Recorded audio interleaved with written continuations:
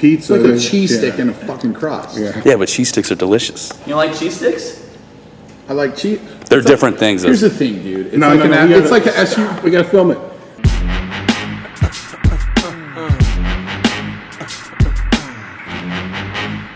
Get the fuck up. Simon says, get the fuck up. Throw your hands in the sky.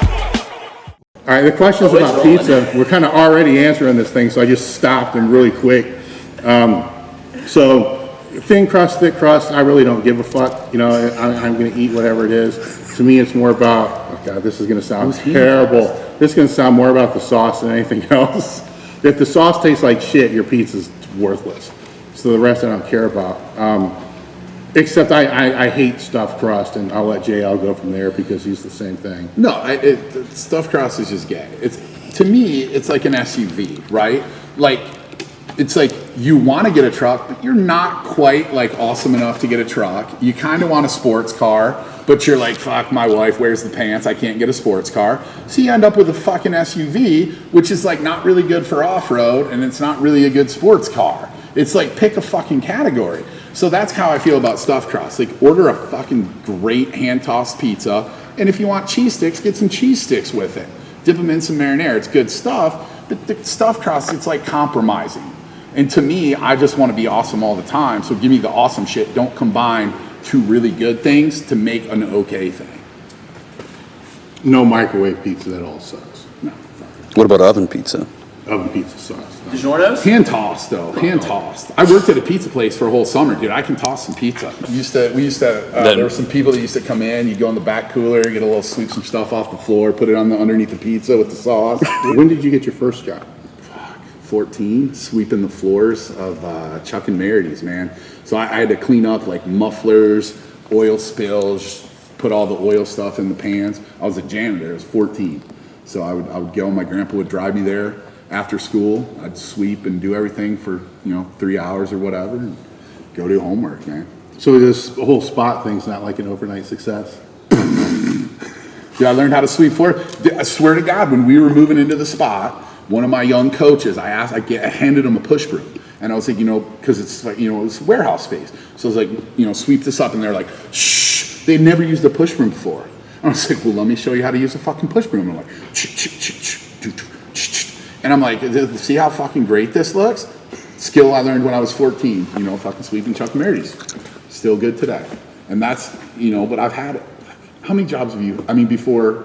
I was working for my father when I was 12 years old. Well, that doesn't... Cleaning toilets. Yeah, that shit. My dad had rentals, dude. I was fucking remodeling houses when I was like 8. Yeah. Like, hey, go, carry this 50-pound bag of shingles up to the roof. You'll be fine. Yeah. Then I worked all the way through college. I don't think I've ever had a stretch where I didn't have a job. I've worked food service. I've done Subway, Mancino's, a night stock at a grocery store. When I was 16, I did, the calling. You do the stuff, where you cold call people. Hey, Mr. Tate. Phone sex? No. Hey, Mr. Tate, thanks for calling Gay Sex now. It was, that where you ask people for money. Like, yeah, I did that too. Oh, that was good. Telemarketing. Yeah, telemarketing. That was the worst job. That's like where if you are a bad person, they send you to hell with telemarket. I'm pretty sure that's what happens. I'm not up on all the release, but I think that's how it works. I did door-to-door sales in Colorado. I moved to Colorado Springs. I was there for summer, and I did door-to-door sales. And why'd you move to Colorado Springs? Because my girlfriend's sister is training at the Olympic Training Center, and I could go to the training center and train and learn how to Olympic lift and hang out in Colorado and bang my girlfriend. So the main reason was the chick and the education. The education was the biggest part. Yeah. I moved to Colorado because of the education. I moved there. I was in college. I had $300 in my pocket.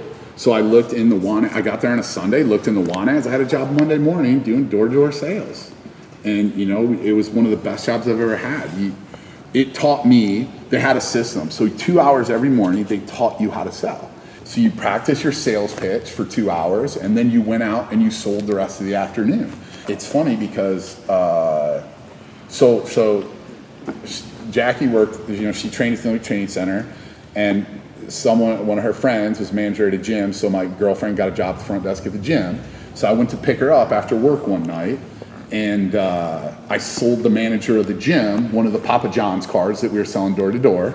So then the next day he hired me to sell memberships at the gym, and it was Travis Mash. Okay. And so then I worked with Travis for the summer, and Jason Coker worked there. He was just out of prison, and he was working in the climbing wall room. It was like Wes Barnett, like we worked with Wes like a lot on Olympic lifting there. He worked there. It was fucking awesome. I learned a shit ton. You spend time with Olympic training. So it was great. It was, but you know, you got to put your nuts out there at $300. So people who were, to me, like all this jobs and experiences, people who want safety. Like I could have worked for my dad's factory that summer and made probably, I don't know, whatever, $15 an hour for the summer, which would at that time would have been amazing, and saved up money and had money. Instead, I took my fucking $300 that I had saved. I moved to Colorado with no freaking anything, but I was like, I'm gonna have a great experience. And so people who play it safe, they're gonna have good lives. Not that you're not gonna have a good life. You can have a great life playing it safe, but you're not gonna move to Colorado, you know, with a couple $100 in your pocket and make a great experience, or move to Columbus, Ohio with everything you own in a fucking 2-door Pontiac Grand Am and live on someone's couch in a 1-bedroom apartment, you know, and fucking drive escorts around. I mean, not that I've ever done that. I'm just saying I've heard that happens. And so those experiences don't happen if you want safety. Well, I think the takeaway with that is, you know, a lot of people will think that certain jobs are beneath them.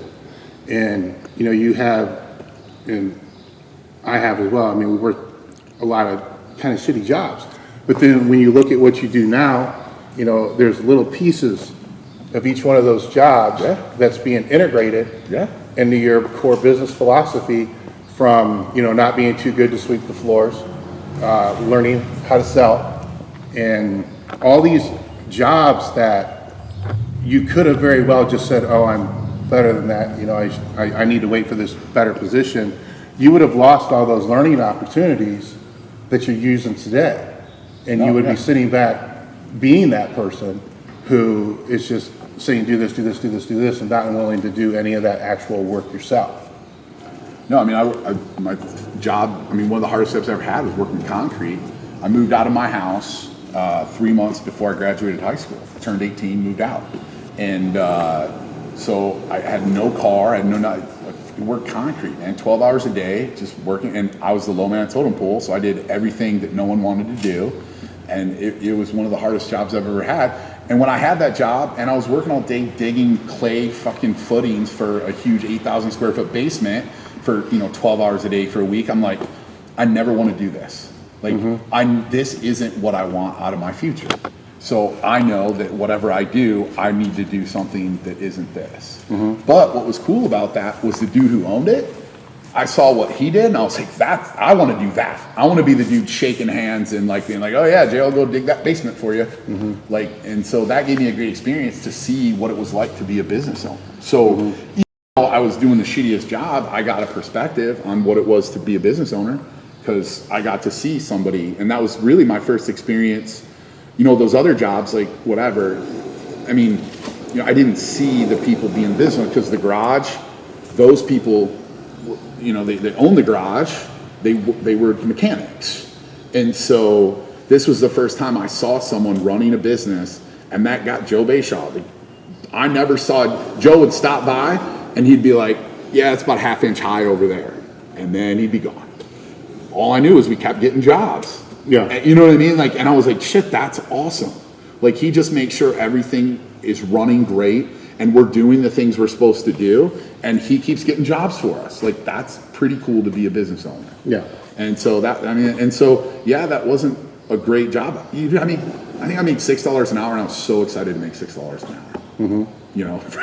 Well, I mean, your takeaway there, once again, is, you know, he stopped out to make sure everything was working the way that it's supposed to work, and he's probably got certain checks and balances, but he was spending his time as the owner doing the things that he had to do to build and grow the company.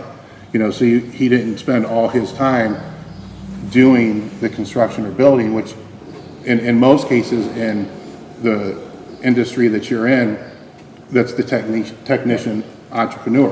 Right. All right, where if I was to guess, at one point in time, he was that technician. Right. You know, so he had to figure out over time, I have to leave that role to become an entrepreneur, or this thing's going to dive.